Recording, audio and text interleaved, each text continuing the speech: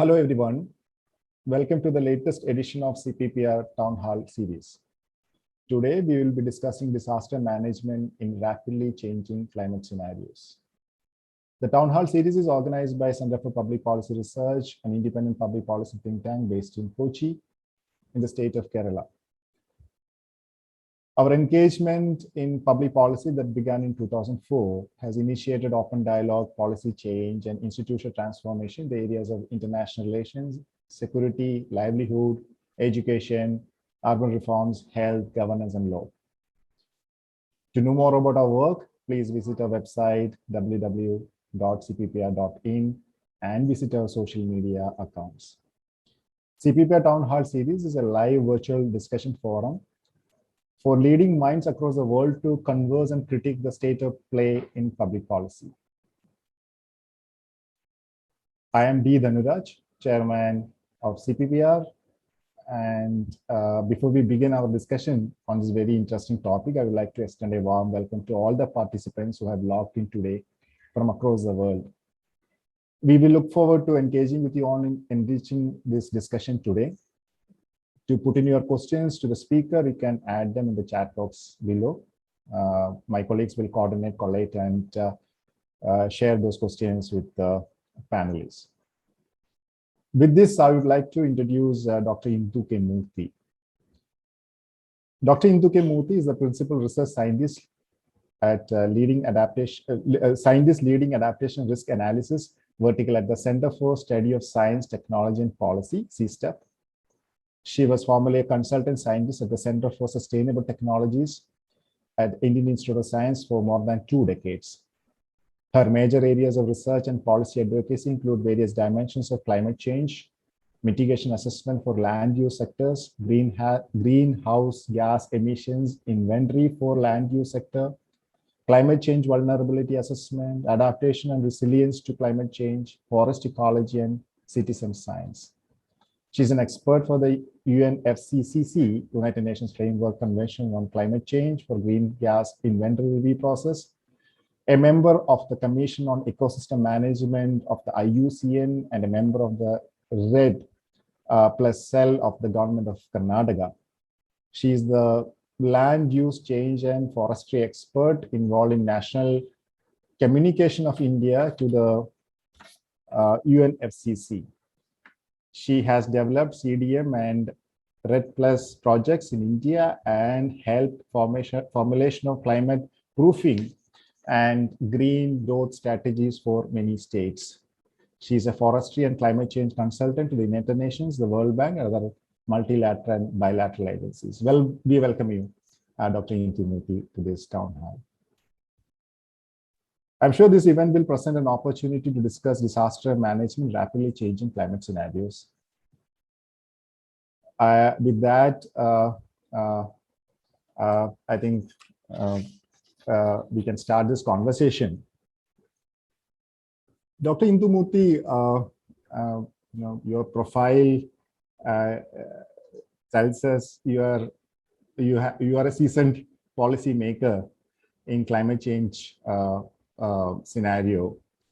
And in this particular juncture, it was actually my question to you would be, how are you assessing the changing situations? I say, I was going through some of the statistics from 1951, say 2001, and from 2001 to 2021. There's a significant change in the frequency of disasters, especially the climate disasters that we see on the Indian subcontinent. Could you elaborate a little bit on that? Because I'm sure audience would be interested to know what is that significant change, because my understanding as a policy researcher, a few years back when we were talking about climate change, not many were accepting this reality. Today, more awareness, more understanding, and many say that climate change is a reality. We have to start discussing, deliberating, and also not only the discussion deliberations, we should also start mitigation strategies.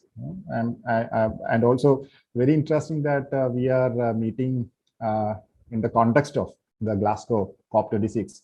So I'm sure you have a lot to share from your experience and understanding. So my first question is, could you elaborate that change that you've seen as a scientist in the last 20 years compared to the previous, let's say, 50 years?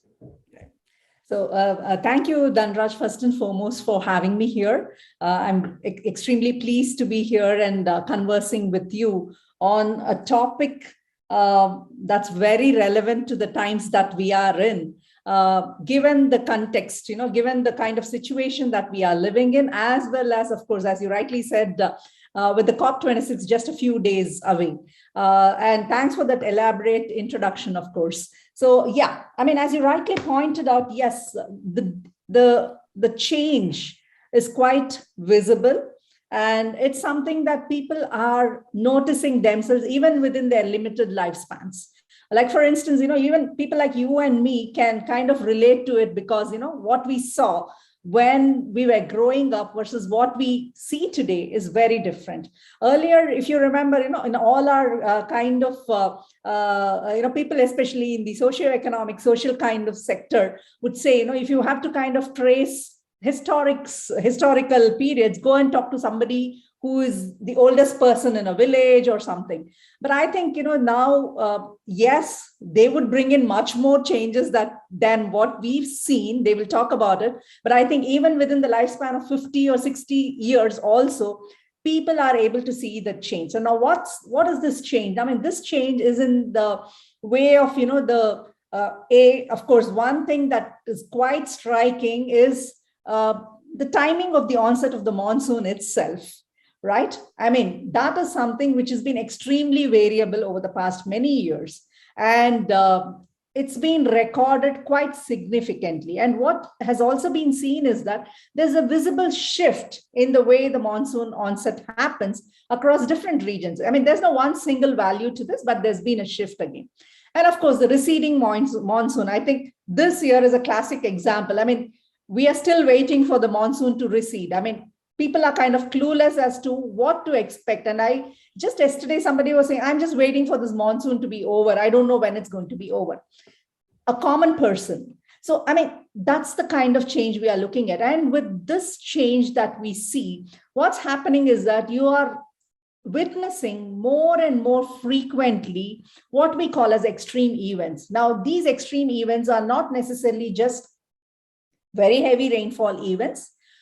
They're also in the form of these extended dry spells, specifically from an agriculture sector point of view, and primarily because India is a predominantly rain-fed agriculture is what exists even today, close to about 50% or even a little more than that. So that is a cause of concern because, with the variability of rainfall, with crazy onset of rainfall, obviously the farmers are left clueless about what to sow, when to sow, and what are the different operations. And also, maybe the onset is perfectly fine, but then after a period, there is one extended dry spell and then one heavy downpour. Now, this variability is a huge cause of concern. But then that's not climate change. These are seasonal variations. Now, whenever people conclude that there is a change in the climate, it is a minimum of at least a 30-year period over which the changes are tracked. And if there is a consistent increasing trend or a decreasing trend, whatever that may be, that's when we conclude that the climate has changed. And in our case, it's very evident that the climate has definitely changed because overall, the average temperature itself has increased quite significantly as compared to the historical period. And when you look at the historical rainfall, that's the primary monsoon rainfall. If you are looking at the Northeast monsoon, the Kharif season, to say the June, July, August, September period, which is the predominant monsoon season for most of India, we do see in the historical past that there's been a decline in the rainfall. When we look at Kerala, specifically the state that you're sitting in, they've also looked at a dip in the rainfall itself, a percentage, a decline in the rainfall over a certain period of time. Now, that's the kind of changes we are looking at. And of course, droughts. Now, interestingly, more and more frequently, what we are seeing, even for a single region, is not just a drought. Sometimes for the same region, we are looking at floods during one season, and after a few months during the summer, you're looking at droughts. So there are multiple climate hazards, if we may call them hazards, that are striking. So you're actually grappling with multiple problems and not just one single problem, which is here now and visible as it's been recorded, as it's been witnessed by all of us. So, one sentence I picked up here is, you said what we are witnessing and experiencing now is nothing but seasonal changes. But if you have to define climate change, that's a kind of trend change over a period of time. You said like decades of changes. So you see a significant change from your data as a scientist. What you gathered and collected and analyzed, you see a change the way, let's say, since we are focusing this part of the world, Indian subcontinent absolutely experiencing. Yes. So what are your learnings? My question related to my earlier understanding about climate change and the seasonal changes, because I see there are it might require different types of approaches to address these challenges. So what are your learnings? There are two. One is your learnings as a scientist approaching this issue. Second, from an institutional point of view, institution could include, starting from the state, government, and everything. What has been your learning? How are we approaching it? I mean, I'm focusing on India, and not necessarily we are focusing on Kerala, but the Indian subcontinent. Right. The learning has been that we have enough science evidence to definitely kind of establish that climate change is a reality. So the naysayers are gone. I mean, there was a time when people were critical about the issue of climate change. They said, okay, maybe this is just nature's way of, it's probably the variability, everything. And maybe this is not really the change that people are alarmed about. But those days are gone. The science is very clearly evident based on recordings of actual temperatures and actual monitoring of the rainfall, the temperature, and so on and so forth. Climate change, yes, has happened. And there is enough evidence. In fact, if you look at the past 800,000 years of data, where people have kind of, scientists from the Antarctic ice cores have analyzed gases trapped in these ice cores, and then try to look at the concentration of gases at different time periods. So they date it. So what they've seen is that there is an increase in the concentration of gases. And interestingly, the way the entire, if you kind of plot the temperature, if you plot the CO2 concentration or the greenhouse gas concentration together on a map, and interestingly, if you also plot deforestation and land use change, what we see is that they more or less follow the same path, which definitely clearly says that human attribution to the problem cannot be ruled out. So we are, in a way, a cause of this, which is what is anthropogenic climate change all about, right? So now that we know that we are the cause, so obviously we need to find solutions, not because we are the cause of the problem, but more because I would say we are also impacted by the problem. There are large-scale impacts, be it on human life, be it on ecosystems, be it on the kind of services that we are dependent on the different systems for. Now, given that there is enough science, so what have we done about it, or what have systems and institutions done about it? I think we haven't done enough. I mean, at least we have started acknowledging it, definitely. There have been some move in the right direction, but that's not enough. And unfortunately, the window is closing, as they call it, that there is not enough time left for us to do what we need to do. Now, there are arguments that, it's a global problem, that other countries, developed countries are the reason, they have emitted the most. So why should countries like India, who have developmental challenges, who have aspirations, do anything about it? Now, there are two ways to look at it. Yes, we are not the reason and we really need to develop, but at the same time, we also have a large population which is dependent on climate sensitive sectors, which is agriculture, which is, coastal, fishermen, right? And we also have forests, forests and tribals. So all of these are, sensitive to the changes in the climate. Now, if they are impacted, our, the produce that we get, our economy gets impacted, our people get impacted, which is why we should also start doing something about it. And which is why India has also been doing something. In fact, under the Paris Agreement, we did commit to what is called as the nationally determined contribution, where we did commit that we would do certain things to address the issue of climate change. So, which is why although people do argue about differentiated responsibilities, primarily because India is not really the reason for the change that's actually happened globally, but it's still important to look at it primarily because we have a vulnerable population, we have vulnerable sectors, which definitely would be impacted very largely. There is some level of work that's happening, but there is a lot more that needs to be done, of course, and in a concentrated manner. Much of it is incidental, I would say, as of today.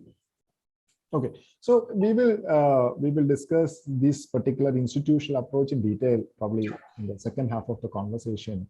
But I'm actually looking at the climate hazard and vulnerability. Yes. There are vulnerable population that include, man and animal and everybody. All the species are, Yes. threatened by the climate change sittings.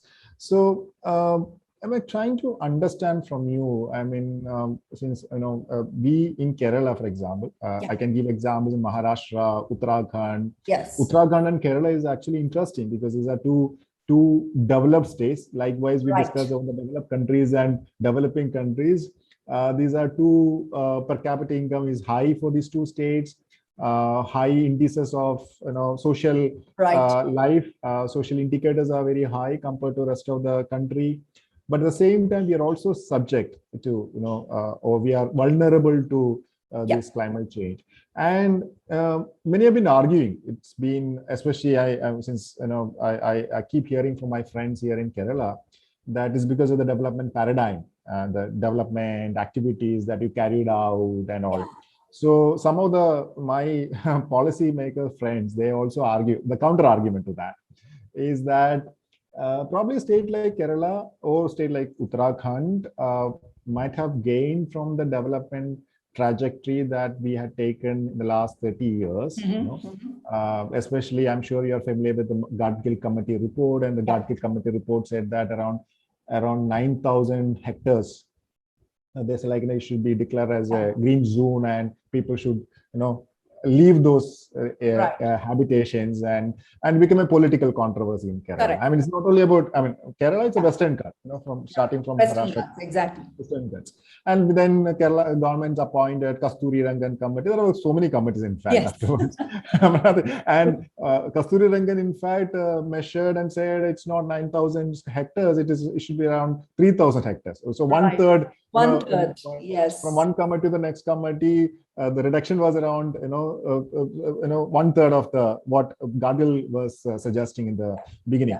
So there is this trade-off, and I want to use that term trade-off. I don't want to use it from a very economic point of view, especially in the liberal open market that many are debating the last few decades. But these were also some of the state interventions. I think in Kerala, for example, I know in 50s there was a project where Kerala government actually wanted people to go and settle in these hilly areas. Okay. I mean, this was one of the projects. And then after 40, 50 years, we are saying we made a mistake. Right. How are we balancing it? Because I'm not, I know you're a scientist, so I'm looking from a scientific, from a scientist point of view. These development paradigms also should be indexed to the scientific data and analysis. That there comes this question of what is the vulnerability map we have, what is that flood map we have, what is the risk map we have. All these discussions are there, and I know that we are very poor. Even though we talk and discuss, and you said in the beginning we have institutions here, but whether we are strengthening those institutional mechanisms to address these challenges is a big question. So how this development, I'm not talking about the developed and non-development the country debate, But internally also we can see this inequality. Somebody was talking about human social inequality index should be clubbed to index to climate vulnerability. That's another argument I see in last few weeks now. Yes. So what is your take? When we say, there are population which probably would have contributed to the overall development of the state or region. Then after some time, you realize that no, it is even the coastal towns. India has so many coastal towns, including Kochi, where I'm sitting now. There's like, there could be rise of sea level rise and the city could be submerged. Right. True. So how are we going to address this? It's very complicated. I say sometimes very complicated because especially in a country like India, we are actually discussing about millions, not about 100 or 1,000 people. We have to do a rehabilitation package and a lot of things we need to do. Yeah. How do we address this? See, I think, yes, I mean, we've done some mindless development in the past. I agree. But the point is, right now, maybe that's the science wasn't that evolved then to kind of feed into the planning process. But then I think now we are at a juncture where we have enough evidence that, okay, this is the kind of change we've experienced. And we also have quite robust climate models, which can simulate and forward looking and project into the future, say for the next 30 years or 50 years, right? I mean, beyond that, it's kind of ridiculous to even think about a future beyond 50 because we really don't know what's the state of the system itself is going to be. But even for the reason I said 50 years is primarily because, especially these long-term investments, for instance, dams, right? I mean, they have a lifespan of about 80 years or 100 years. So obviously, there is a need to kind of be cognizant of what the science is saying.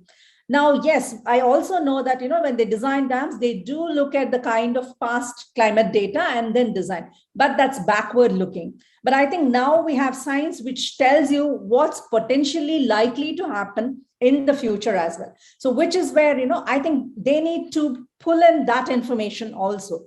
Now, a dam is a very high investment. Let's look at something like NREGA, right? It's the Rural Employment Guarantee Act. So now under the NREGA, there are a whole lot of works that are implemented, activities that are implemented. A lot of them are land and water-based activities, including construction of check dams. Now, for instance, you construct a check dam, again, when any engineer who designs these looks at climate data, but it's again only at the historical. But we know that what it is today and what it's going to be in the future is very different. There could be probably a 20% difference, right? And all global models, and even within India, what Indian Institute of Tropical Meteorology has published very clearly says that we are looking at a wetter future, which means there's going to be more rainfall in the future. And this rainfall is again not going to be distributed in a normal fashion, which means we are looking at more and more of extreme events, high intensity rainfall events, which could lead to flooding or, droughts, both extremes. So now I think here is an opportunity to implement even such large scale programs such as NREGA, for instance, where, you need to kind of pull in this information on climate, which is about the future, and then see, okay, if you're designing a dam or a check dam, for instance, with certain dimensions for a certain level of rainfall that you're expecting, but your future has, say, 20% more, why don't we design those structures keeping in mind the 20% increase so that, it is good enough and it is climate proofed. Now, this is not something I'm just saying out of the box. There have been pilots even within India, right? In the state of, we were part of that work where we actually provided the climate information.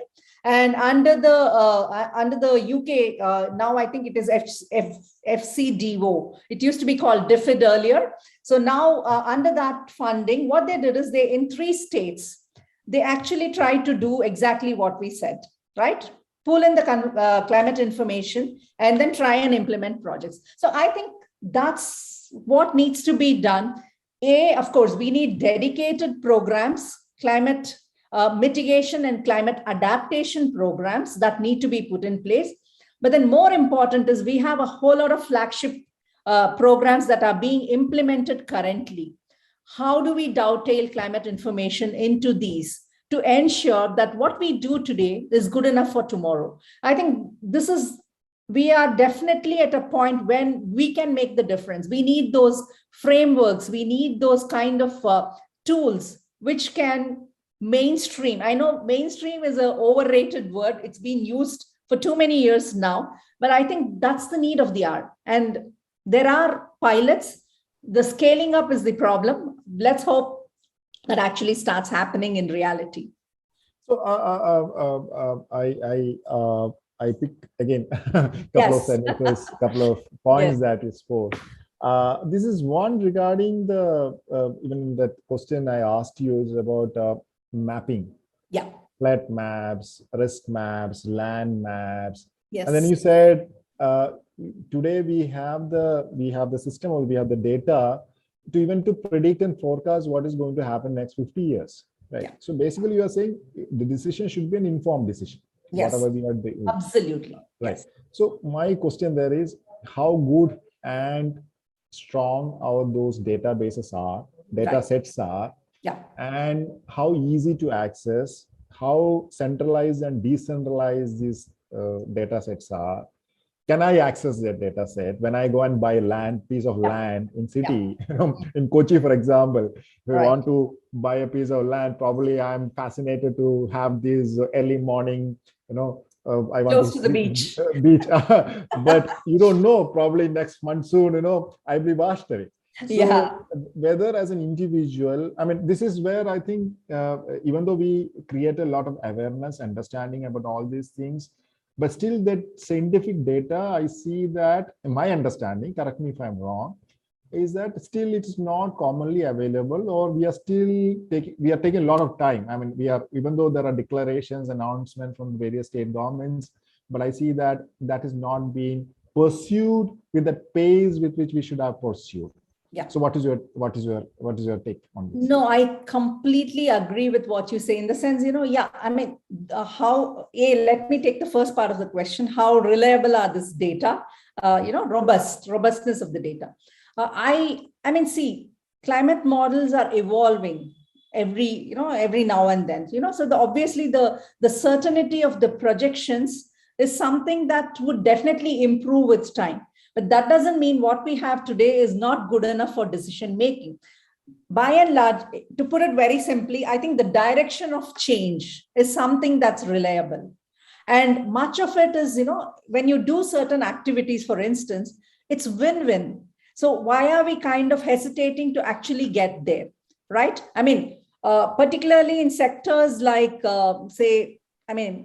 forests or agriculture for that matter, a lot of the strategies that you would do, say for building climate resilience, are also things that you need to do for conservation, or also things that you would need to do for improving the resource itself. So I think that's where I think we need to be very clear that we are actually doing something that's anyway needed. I would say the climate angle is icing on the cake at the end of the day. So I think if people start looking at it from that perspective, all the planning should just add one more lens to whatever they are doing. I mean, yes, all the big projects have this EIA in place. Even if we accept that they are done, in spirit, to the letter, that they're actually done with a purpose, I think we need to bring in the climate angle into that. Now, with respect to the data availability, now this is something that I would say is still to some extent in the ivory towers, if I may call that so. It's kind of, only accessible, understandable to only certain sets of people who have certain technical know-how.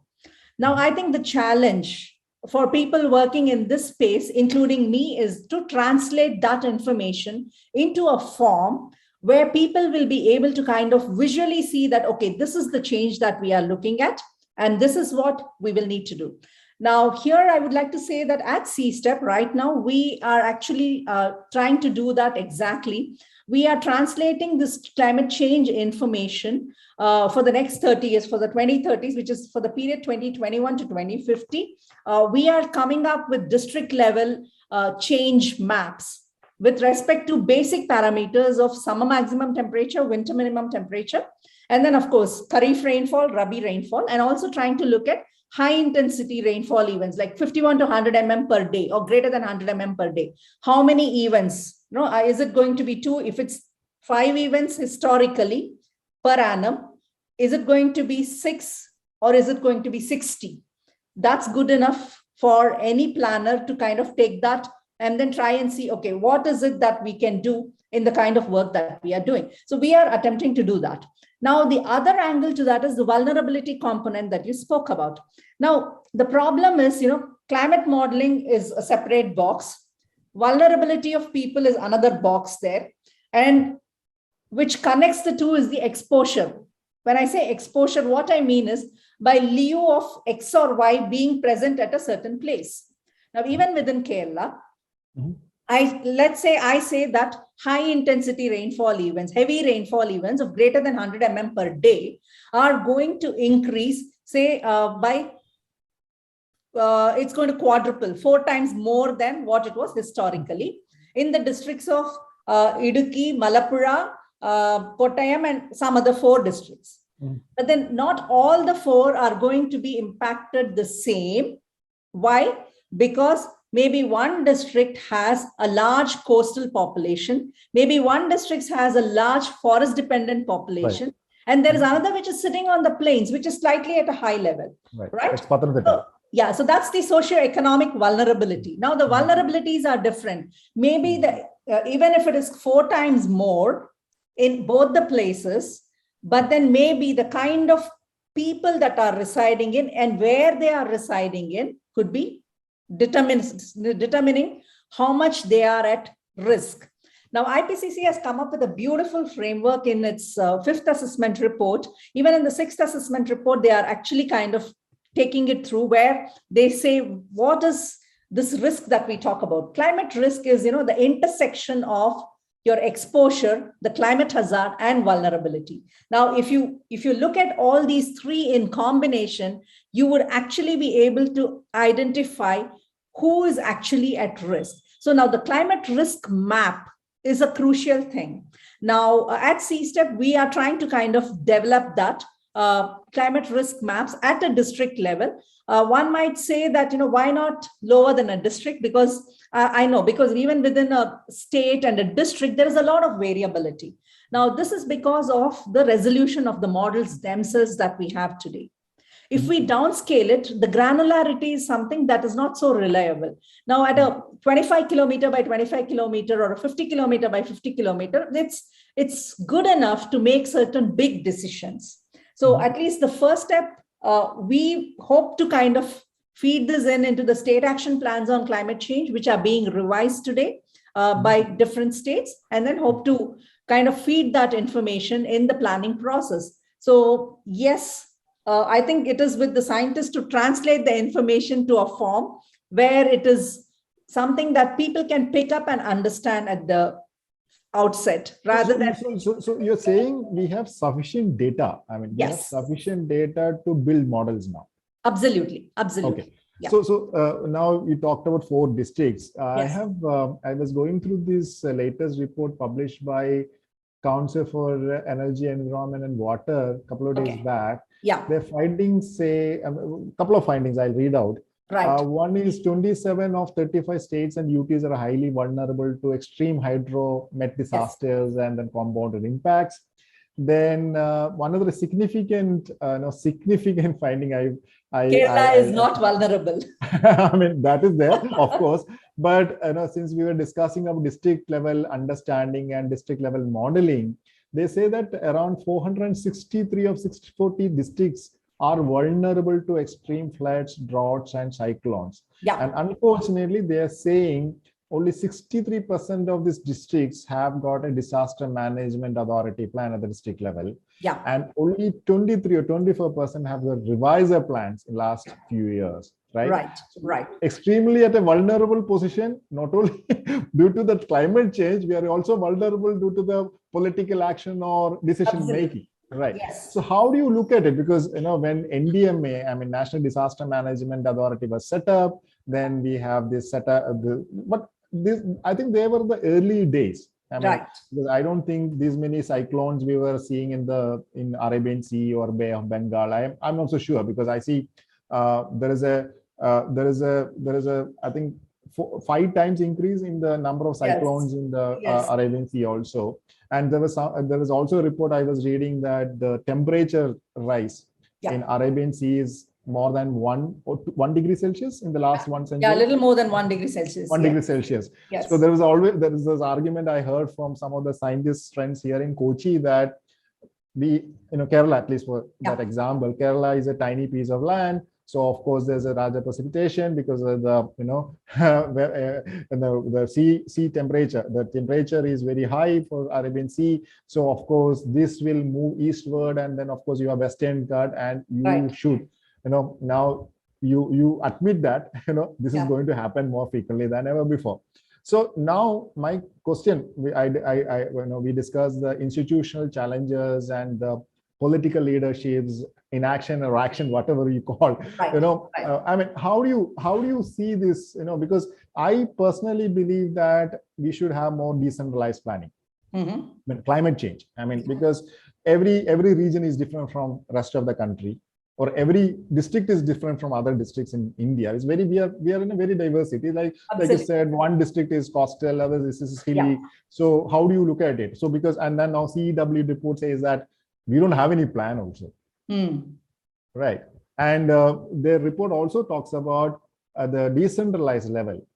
I think we ask them to prepare plans, but there's no gate. I mean, there's a guideline, but they're not having that understanding, or they don't have the capacity to do that. Right. So how do we coordinate these agencies, different agencies? I think we need a better coordination mechanism. We need to talk each other. And there are central agencies, state agencies, district agencies, local agencies, and of course there is a bigger part played by the civil society also, because at the end of the day they are the people at the receiving end. Right. So what has been your experience as a scientist and also as part of the CSTEP processes, institutional mechanisms that you are developing last few years? Right. So, I mean, I think you did kind of answer most of the whatever question you were raising. There needs to be communication. Yes. There needs to be data. Yes. So I think the first step is, arm these people with the right kind of information at the right time. Yeah. So that becomes extremely crucial. And of course, I think decentralization, particularly with respect to disaster management, is something more and more people are recognizing that that's the need of the hour, and which is what is failing in many places, as it's been documented quite often, given that, we have more and more of these extreme events that we are seeing. Now, I think, it's an interesting mix of things that need to happen. The thing is, when you kind of decentralize the management, of course, you can't just empower them without giving them the right kind of knowledge, the right kind of awareness, the right kind of information, and of course, the right kind of power, empower them in the right way. But of course, all of this requires finance. Now, that's something which has to flow down from the national and state level. So I think every player has a very crucial role to play. But then I think once it is kind of devolved and decentralized, and I think people kind of, when it is closer to the ground, when it is decentralized, what happens is that people can relate to it much better. People are able to kind of pull in even indigenous knowledge into the way they cope with certain kind of disasters, and also kind of, plan ahead probably, in a proper manner. So I think every player has a role to play, and communication is the crux of this. That's a thin thread which needs to pass through all of these. And the communication has to be timely. The communication has to be in a manner that empowers people to take decisions, rather than, leaving them confused at the end of the day and waiting for somebody else to do it. So which means empowerment has to be very clear in letter with respect to, who can take the decisions and what could be possibly done. So I think decentralization is good, but before decentralizing, I think sensitizing people, making them aware about what is it that they would need to do, training them. All of these are very, very important. So how many, I mean, I'm sure you might have this data, or there's an understanding, how many of our states have got this, climate change action, let's say task force, or, we have sometimes you create a department, sometimes you might have created even a ministry, part of the ministry, ministerial responsibilities. And how many of these states have at the district level? I was wondering, we were, in one of our earlier projects that I was involved, there was a lot of discussion about the mapping exercise, GIS mapping, and it's available. It should be available, so that the example that I given you in the earlier, like when I go and buy a piece of land, probably I will also get that, that it's a piece of information that this land looks very nice, but if you have 100 millimeter of rainfall is possible in this region next year. But this has been discussed, but I'm not so sure how fast we are in adopting this, this possibly the essentials in our system. I think such information has to go on to the public domain, right? I mean, it has to be somewhere where people can it's a ready reckoner. Right. I mean, if I'm going into this place, let me look into this particular piece of information which is there. And then people kind of, just look at it, and it's in a form that they can understand. So I think that's where the way we present information becomes very, very important.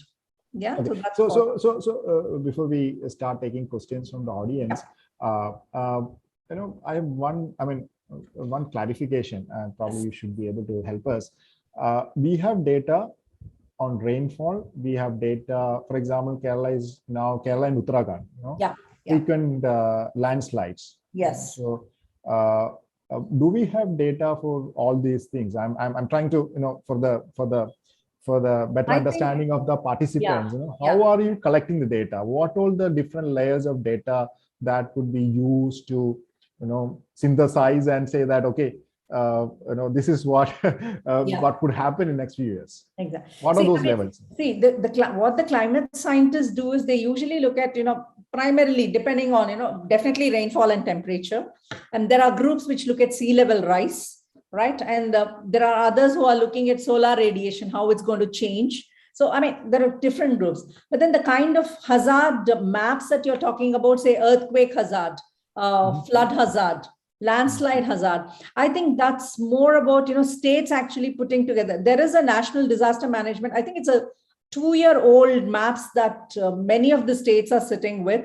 There is a need for updating this. Even within Kerala, if I remember right, I read a news article very recently that some of these landslide maps, there were plans to update them, but which has somehow got missed amongst other things that the state has been doing. So I think regular updation of these maps, because development is quite dynamic. So obviously, you can't sit with a 2-year or a 5-year-old map and say, okay, this is what is there, and we're going to plan along with this. So I think regular updation of these hazard maps becomes extremely crucial when you're looking at climate risk perspective. Okay. Thank you so much. So we have a few questions. Yes. Nonika Bakchi. I'm sorry, Nonika. I'm not so sure whether I'm pronouncing her name right. Bakchi, Miss Bakchi, asking, do developed countries hold a responsibility to help developing nations in building climate resilient architecture, systems, and climate forward policies? Okay. This is a lot of dialogue around it, and the COP26 is actually going to tell us. If you've been following the climate negotiations, I think 100 billion was promised even during the previous COP for climate adaptation in developing countries. Hardly anything has come down, right? Very little has been committed by the developed countries. Very little has actually come into the developing countries. So now, of course, the developing countries and the least developed countries are going to be pushing this agenda very strongly at the COP26, which is what hopefully will be a positive news, a good outcome of the particular COP that's happening. But right now, it's in word. Actually, the kitty is still kind of empty. That's where we are. So my understanding, to add on to what you said, is probably everybody is discussing more about the technology transfers, right? Right. Because probably less polluting technology, or yes. removing these pollutants from the exhaust and all. Absolutely. Right. So okay, sure. So the next question is from Ritika. Yeah. Ritika says the people with high exposure are unable to assess the policy process and the scientific plans.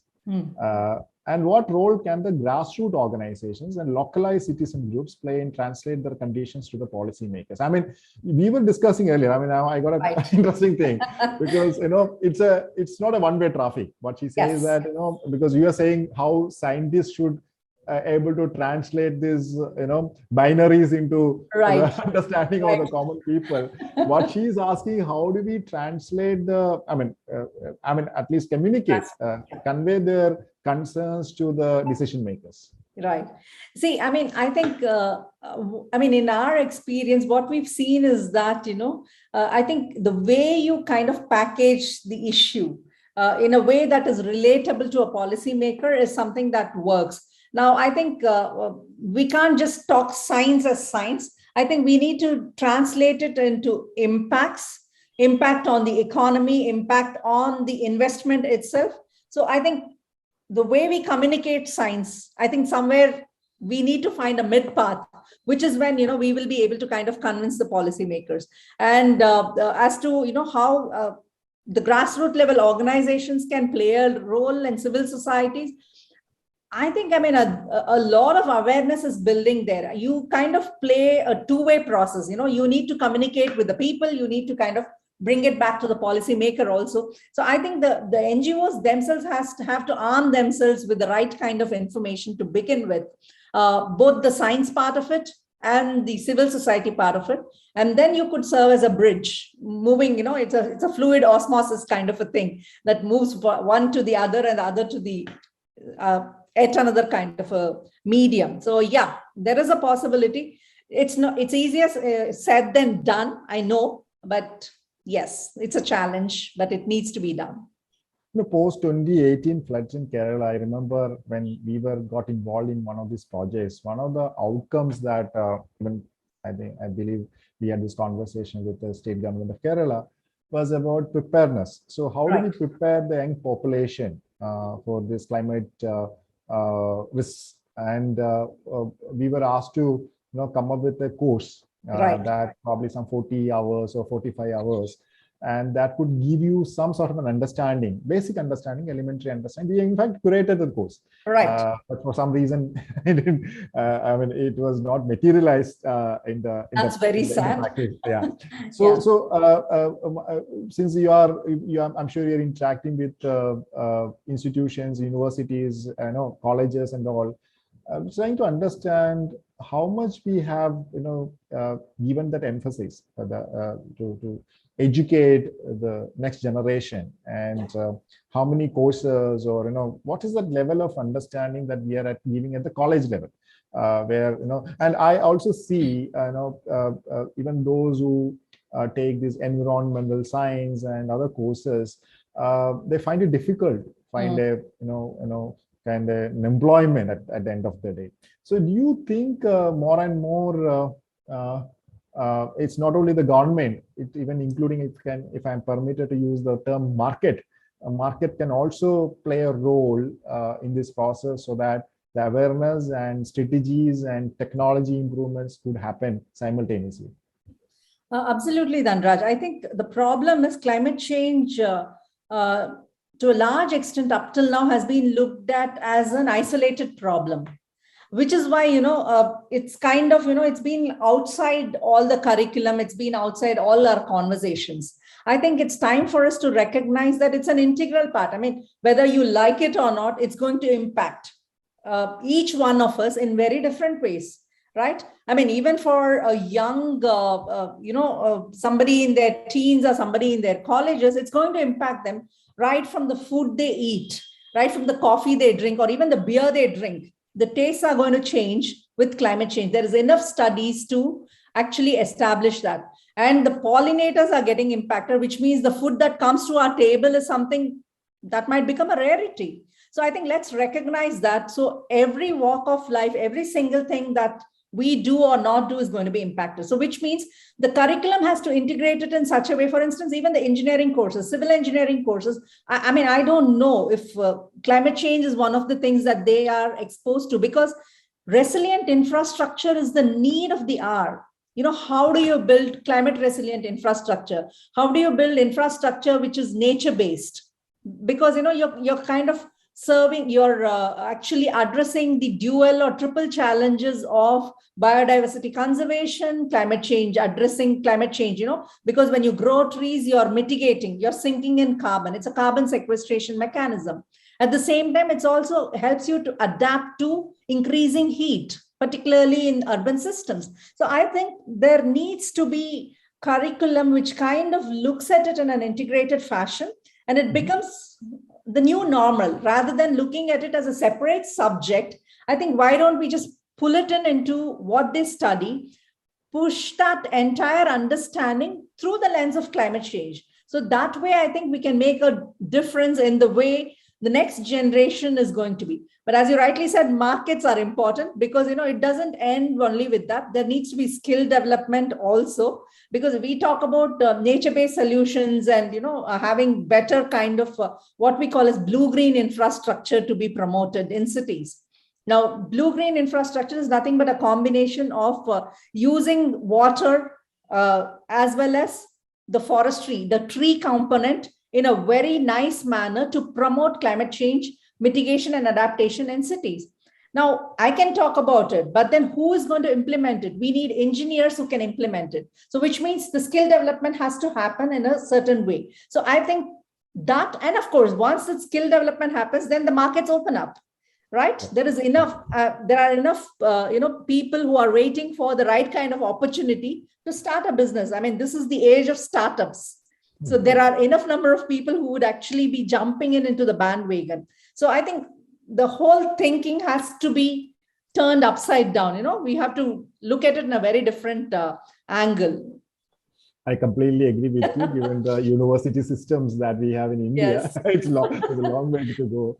Right. My colleague Purvaja asked this question. She's asking, when companies do their environmental impact assessments before the start of a construction project, Yep. do they actually factor in the cost of the impact of the construction activity on the environment or natural capital valuation?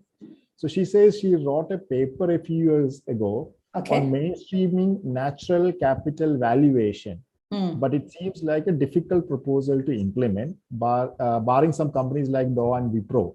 Yeah. Companies will not voluntarily disclose the cost of their activities on the environment. Could you share your thoughts on this? I mean, yeah, it's quite a contentious issue in itself. Natural capital accounting is something that a lot of people have been talking about.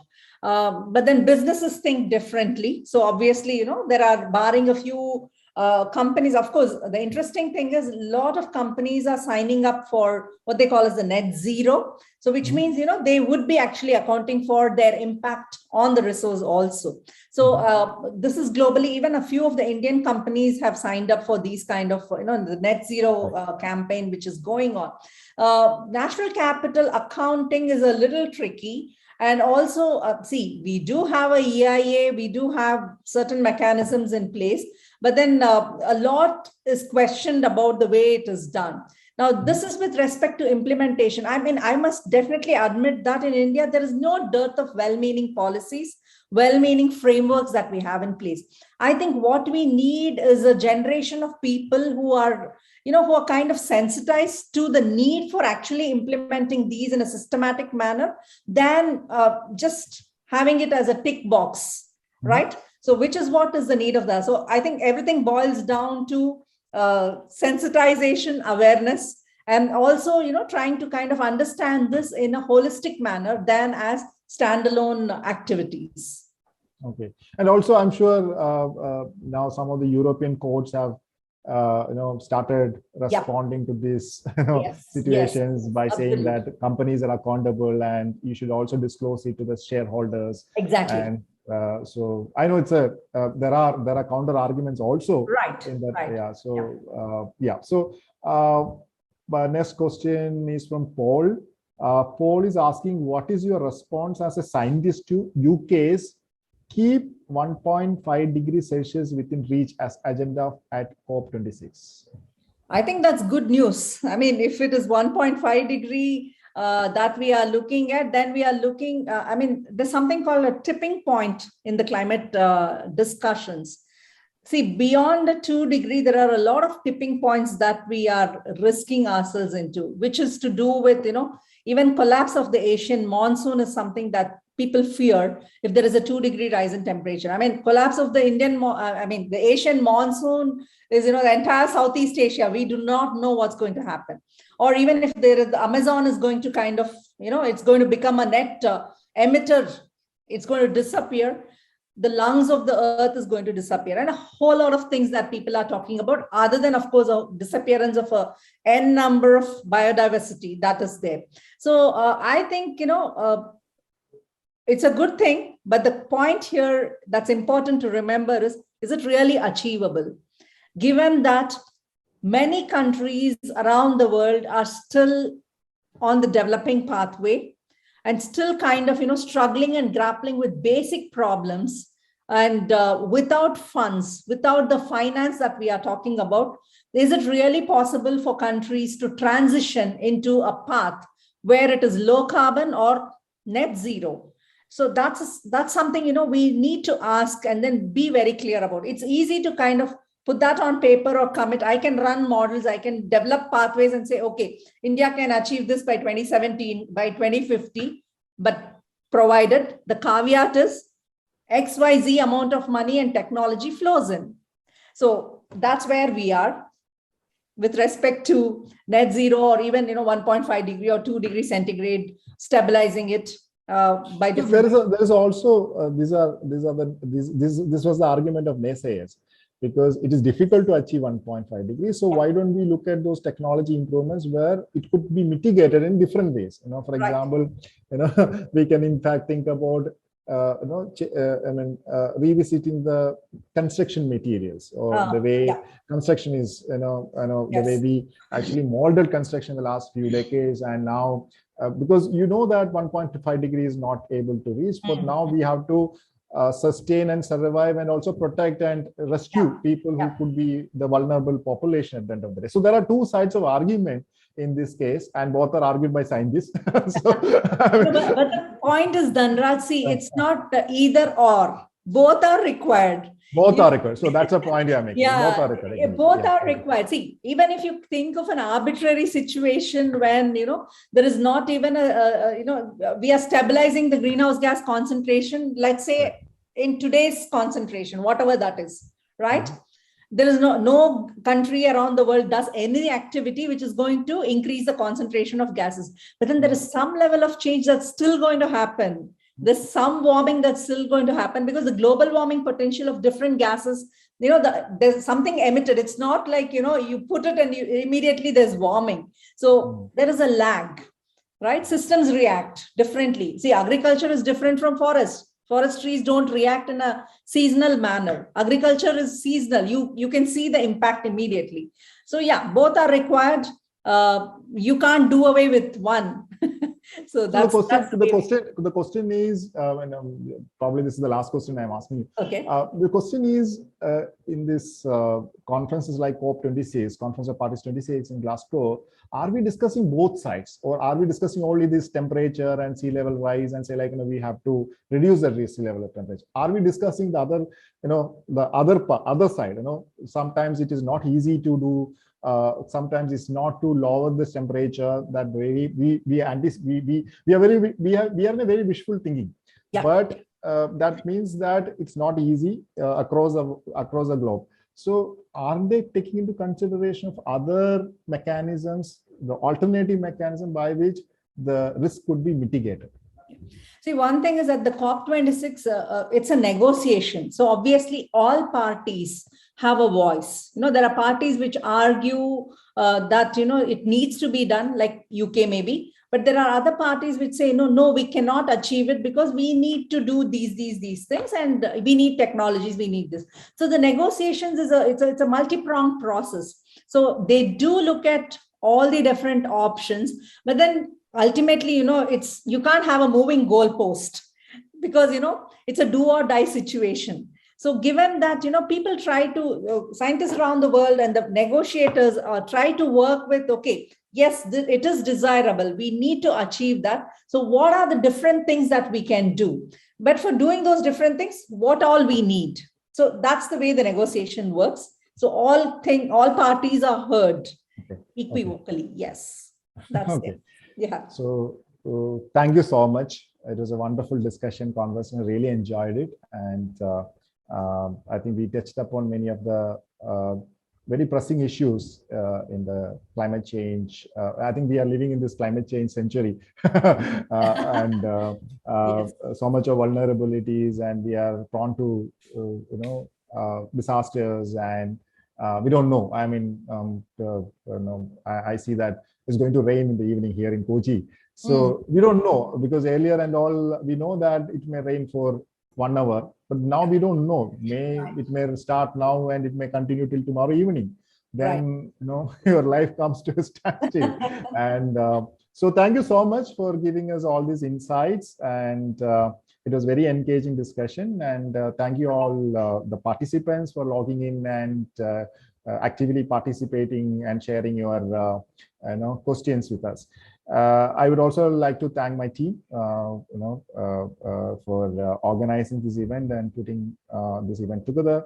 And I would like to close today's proceedings. See you. Bye-bye. Thank you. My pleasure. Bye.